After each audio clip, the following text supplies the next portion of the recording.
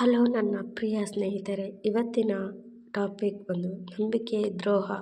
ನಾವು ನಾವು ಬದುಕುತ್ತಿರುವ ವ್ಯಕ್ತಿಗತ ಬದುಕಿನಲ್ಲಿ ನಡೆಯುತ್ತಿರುವ ನಂಬಿಕೆ ದ್ರೋಹಗಳ ಕುರಿತು ನಾವಿನ್ನು ಮಾತನಾಡೋಣ. ನೀವು ಪ್ರತಿಯೊಬ್ಬರನ್ನು ಅತಿ ಹೆಚ್ಚಾಗಿ ನಂಬಿಕೊಂಡು ಇರ್ತೀರಾ. ಹಾಗೆ ನಮ್ಮ ದೇಹದ ಕೆಲವೊಂದು ವಿಚಾರದಲ್ಲಿ, ಪ್ರೀತಿಯಲ್ಲಿ ಆಗಿರ್ಬೋದು, ಅವರ ಮೇಲೆ ಎಷ್ಟು ನಂಬಿಕೆ ಇಟ್ಟು ನೀವು ನಿಮ್ಮ ಒಂದು ಅತಿ ಹೆಚ್ಚು ವಿಷಯವಾದಂತಹ ಹೇಳುವಂತಹ ನಂಬಿಕೆಯನ್ನು ಹೊಂದಿರುತ್ತೀರಾ. ಆದರೆ ಅವರು ಇನ್ನೊಂದು ರೀತಿಯಲ್ಲಿ ನಂಬಿಕೆ ದ್ರೋಹ ಮಾಡಿದಾಗ ನಿಮಗೆ ಆಗುವಂತಹ ನೋವು ಅದು ಅಷ್ಟಿಷ್ಟಲ್ಲ.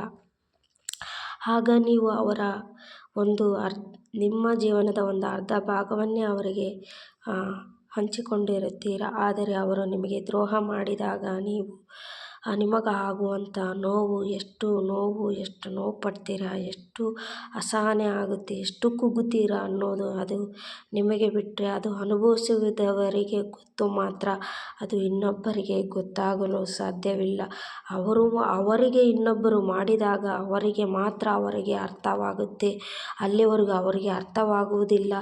ಅವರು ಮಾಡಿದರೆ, ನಿಮಗೆ ದ್ರೋಹ ಮಾಡಿದರೆ, ನಂಬಿಕೆ ದ್ರೋಹ ಮಾಡಿದರು ಅಂದು ನೀವು ಸುಮ್ಮನೆ ಕುಳಿತರೆ ಸಾಧ್ಯವಿಲ್ಲ. ನೀವು ಅದನ್ನು ಮುಂದೆ ಯಾವ ರೀತಿ ನಾವು ಸರಿಪಡಿಸ್ಕೋಬೇಕು, ಯಾವ ರೀತಿ ನಾವು ಅದನ್ನು ದಾರಿಗೆ ತರಬೇಕು ಅನ್ನೋದು ನಿಮಗೆ ಅದು ಗೊತ್ತಿರಬೇಕು. ಹಾಗಾದಾಗ ಮಾತ್ರ ನಿಮ್ಮ ನಂಬಿಕೆಗೆ ಒಂದು ಅರ್ಥ ಬರಲು ಸಾಧ್ಯವಾಗುತ್ತೆ. ಅದರಿಂದ ನೀವು ಇನ್ನಷ್ಟು ಕುಗ್ಗುತ್ತಾ ಹೋದಂತೆಲ್ಲ ಅವರು ನಿಮ್ಮನ್ನು ಇನ್ನಷ್ಟು ಕುಗ್ಗಿಸಲು ಪ್ರಯತ್ನ ಪಡ್ತಾರೆ. ಅದಕ್ಕೆ ನೀವು ದಾರಿ ಮಾಡಿಕೊಡದೆ ನೀವು ಧೈರ್ಯದಿಂದ ಅಸಹನೆ ಪಡಬಾರ್ದು. ಯಾವುದಕ್ಕೂ ನೀವು ಕುಗ್ಗಬಾರ್ದು, ಯಾವುದಕ್ಕೂ ಧೈರ್ಯದಿಂದ ಇರಬೇಕು. ಯಾರು ಏನು ಅಂದರೂ ಕೂಡ ಇಲ್ಲ, ನಾನು ಅದನ್ನು ಸರಿಪಡಿಸ್ಕೊಳ್ತೀನಿ, ನಾನು ಅದನ್ನು ದಾರಿಗೆ ತರ್ತೀನಿ ಅನ್ನೋ ನಂಬಿಕೆ ವಿಶ್ವಾಸ ನಿಮ್ಮಲ್ಲಿದ್ದರೆ ಸಹ ಅದು ಇನ್ನೊಬ್ಬರು ಮತ್ತೊಬ್ಬರಿಗೆ ಮಾಡಲು ಹಿಂಜರಿಕೆ ಪಡ್ತಾರೆ. ಆಗ ನಿಮಗೆ ಖುಷಿಯಾಗುತ್ತದೆ. ಅದಕ್ಕೆ ನೀವು ಇನ್ನೊಬ್ಬರಿಗೆ ಸ್ಫೂರ್ತಿ ಆಗಬೇಕು, ಇನ್ನೊಬ್ಬರಿಗೆ ದಾರಿದೀಪವಾಗಬೇಕು.